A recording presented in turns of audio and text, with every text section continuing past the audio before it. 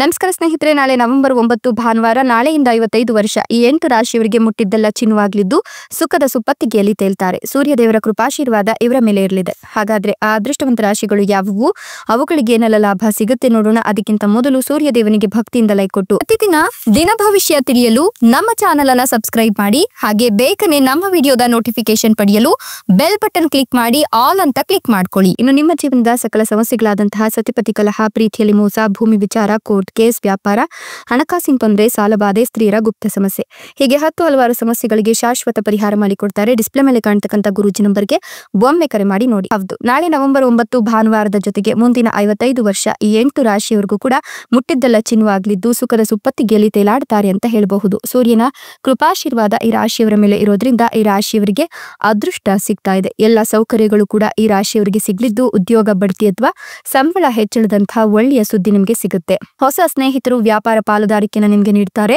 ಈ ಒಂದು ಸಂದರ್ಭದಲ್ಲಿ ನೀವು ನಿಮ್ಮ ಕುಟುಂಬದ ಒಲವನ್ನ ಕೂಡ ಗಳಿಸ್ಕೊಳ್ತೀರಾ ಅಂತ ಹೇಳಬಹುದು. ನಿಮ್ಮ ಧನ ಸಂಪತ್ತು ವೃದ್ಧಿಯಾಗೋದ್ರ ಜೊತೆಗೆ ಐಶ್ವರ್ಯ ಅಂತ್ಯವಿಲ್ಲದೆ ಹರಿದು ಬರುತ್ತೆ ಅಂತ ಹೇಳಿದ್ರೆ ತಪ್ಪಾಗ್ಲಿಕ್ಕಿಲ್ಲ. ಆದಾಯ ಮತ್ತು ಲಾಭ ವಲಯದಲ್ಲಿ ಈ ಒಂದು ಸಂದರ್ಭದಲ್ಲಿ ಸಾಕಷ್ಟು ಲಾಭವನ್ನೇ ಕಾಣ್ತೀರಾ. ಆರ್ಥಿಕ ಪರಿಸ್ಥಿತಿ ಸುಧಾರಿಸುತ್ತೆ. ನಿಮ್ಮ ಸಂಪತ್ತಿನಲ್ಲಿ ಹೆಚ್ಚಳವನ್ನು ನೀವು ಅನುಭವಿಸುವ ಸಾಧ್ಯತೆ ಇದ್ದು ಸ್ಥಗಿತಗೊಂಡ ಯೋಜನೆ ಅಥವಾ ಒಪ್ಪಂದ ಇದ್ದಕ್ಕಿದ್ದಂತೆ ಅಂತಿಮಗೊಳ್ಳುತ್ತೆ. ಷೇರು ಮಾರುಕಟ್ಟೆಯಲ್ಲಿ ಹೂಡಿಕೆ ಮಾಡಿದವರಿಗೆ ಲಾಭವಾಗುವ ಸಾಧ್ಯತೆ ಇದೆ ಅಂತ ಹೇಳಬಹುದು. ನಿಮಗೆ ಹೇರಳವಾದ ಅದೃಷ್ಟ ದೊರೆಯುತ್ತೆ. ಬಾಕಿ ಇರುವ ಕೆಲಸಗಳು ಪೂರ್ಣಗೊಳ್ಳುತ್ತೆ. ಮನೆಯಲ್ಲಿ ಯಾವುದೇ ರೀತಿಯ ಧಾರ್ಮಿಕ ಕಾರ್ಯಕ್ರಮ ನಡೆಯುತ್ತೆ. ನಿಮ್ಮ ವೃತ್ತಿ ಮತ್ತು ವ್ಯವಹಾರದಲ್ಲಿ ನೀವು ಹೊಸ ಅವಕಾಶಗಳನ್ನು ಅನುಭವಿಸ್ತೀರಾ. ಈ ಸಮಯದಲ್ಲಿ ನಿಮ್ಮ ಆರ್ಥಿಕ ಪರಿಸ್ಥಿತಿ ಕೂಡ ಸುಧಾರಿಸುತ್ತೆ ಅಂತ ಹೇಳಬಹುದು. ಇನ್ನು ನಿಮ್ಗಿರ್ತಕ್ಕಂಥ ಸರ್ವ ಕಷ್ಟಗಳು ನಿವಾರಣೆಯಾಗಲಿದ್ದು ಯಶಸ್ಸು, ಕೀರ್ತಿ ಸಿಗುತ್ತೆ ಅಂತ ಹೇಳಿದ್ರೆ ತಪ್ಪಾಗ್ಲಿಕ್ಕಿಲ್ಲ. ವಿದೇಶಿ ವ್ಯಾಪಾರ ಅಥವಾ ಅಧ್ಯಯನಕ್ಕೆ ಸಂಬಂಧಿಸಿದ್ದವರಾಗಿದ್ರೆ, ಕಾಂಟ್ರಾಕ್ಟ್ ಅನುಸಾರವಾಗಿ ಕೆಲಸ ಮಾಡುವವರಾಗಿದ್ರೆ ವಿಶೇಷವಾಗಿ ಉತ್ತಮ ಅವಕಾಶಗಳನ್ನು ಪಡೆಯುವಂತೆ ಈ ಸಂದರ್ಭದಲ್ಲಿ ನಿಮಗೆ ಒಳ್ಳೆಯ ಅವಕಾಶಗಳು ಸಿಗ್ತಾ ಹೋಗುತ್ತೆ.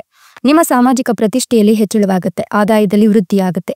ಜೀವನದಲ್ಲಿ ಸಮತೋಲನದ ಜೊತೆಗೆ ಶಾಂತಿಯನ್ನು ಪಡೆಯಲು ಉತ್ತಮ ಅವಕಾಶಗಳು ಸಿಗ್ತಾ ಹೋಗುತ್ತೆ. ನಿಮ್ಗೆ ಹಣದ ಹೊಸ ಮೂಲ ಲಾಭವನ್ನ ತಂದ್ಕೊಡುತ್ತೆ. ನೀವು ಕೆಲವು ಪರೋಪಕಾರಿ ವ್ಯವಹಾರಗಳಲ್ಲಿ ಸಹ ಗಮನವನ್ನ ಹರಿಸ್ತೀರಾ. ಇದರಿಂದ ನಿಮ್ಮ ಆತ್ಮವಿಶ್ವಾಸ ಕೂಡ ಹೆಚ್ಚಿಗೆ ಆಗುತ್ತೆ. ನಿಮ್ಗೆ ಆದಾಯದಿಂದ ಉತ್ತಮ ಹಣ ಸಿಗುತ್ತೆ. ಹಣದ ಹೊಸ ಮೂಲವು ನಿಮ್ಗೆ ಲಾಭವನ್ನ ತಂದ್ಕೊಡುತ್ತೆ. ನಿಮ್ಮ ಸ್ನೇಹಿತರೊಂದಿಗೆ ಉತ್ತಮ ಸಮಯವನ್ನ ಸಂತೋಷವಾಗಿ ಕಳೆಯುವ ಅವಕಾಶ ಸಿಗುತ್ತೆ. ನಿಮ್ಮ ಕುಟುಂಬದ ವಾತಾವರಣ ಶಾಂತಿಯುತವಾಗಿರುತ್ತೆ ಮತ್ತು ಸಂಬಂಧಗಳಲ್ಲಿ ಉತ್ತಮ ಸಾಮರಸ್ಯ ಇರುತ್ತೆ. ನೀವು ಸ್ಪಷ್ಟತೆ ಮತ್ತು ಸಂತುಲನ ಹೊಂದಿದ ನಿರ್ಧಾರಗಳನ್ನು ತೆಗೆದುಕೊಳ್ತೀರಾ. ಹಳೆಯ ಸಾಲ ಅಥವಾ ಇನ್ನಿತರ ಸಮಸ್ಯೆಗಳಿಂದ ಈ ಸಂದರ್ಭದಲ್ಲಿ ನೀವು ಮುಕ್ತಿಯನ್ನ ಪಡೆದುಕೊಳ್ತೀರಾ ಅಂತ ಹೇಳಬಹುದು. ಇನ್ನು ಮದುವೆ ಆಗಿಲ್ಲ ಅನ್ನೋರಿಗೆ ಕಂಕಣ ಭಾಗ್ಯ ಚೆನ್ನಾಗಿದೆ. ಗುರುಬಲ ಕೂಡಿ ಬರ್ತಾ ಇರೋದ್ರಿಂದ ನಿಮ್ಗೆ ಮದುವೆಯ ಯೋಗ ಕೂಡ ಬರುತ್ತೆ. ಮದುವೆಯ ಮಾತುಕತೆಗಳು ಕೂಡ ಆಗತ್ತೆ ಅಂತ ಹೇಳಬಹುದು. ನೀವು ಈ ಸಂದರ್ಭದಲ್ಲಿ ಬೇರೆಯವರ ಮೇಲೆ ಪ್ರಭಾವ ಬೀರುವಲ್ಲೂ ಕೂಡ ಯಶಸ್ವಿ ಆಗ್ತೀರಾ.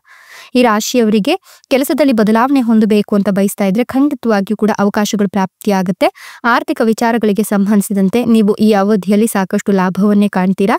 ಯಾವ್ದಾದ್ರೂ ಹೊಸ ಕೆಲಸಕ್ಕೆ ಕೈ ಹಾಕಬೇಕು ಅಂತ ಅಂದ್ರೆ ಸ್ವಲ್ಪ ಯೋಚಿಸಿ. ಬ್ಯಾಂಕ್ ಬ್ಯಾಲೆನ್ಸ್ ಕೂಡ ಸಾಕಷ್ಟು ವೃದ್ಧಿಯಾಗುತ್ತೆ. ನಿಮ್ಮ ಪ್ರೀತಿ ಮತ್ತೆ ಸಾಮರಸ್ಯದಲ್ಲಿ ಹೆಚ್ಚಳವಾಗುತ್ತೆ. ಸಂಪೂರ್ಣ ಲಾಭವನ್ನ ಈ ಸಂದರ್ಭದಲ್ಲಿ ಪಡ್ಕೊಳ್ತೀರಾ. ಇನ್ನು ಈ ರಾಶಿಯವರಿಗೆ ಮುಟ್ಟಿದ್ದೆಲ್ಲವೂ ಕೂಡ ಚಿನ್ನವಾಗಿ ಸುಖದ ಸುಪ್ಪತ್ತಿಗೆಯಲ್ಲಿ ತೇಲಾಡುವ ಯೋಗ ಇದೆ.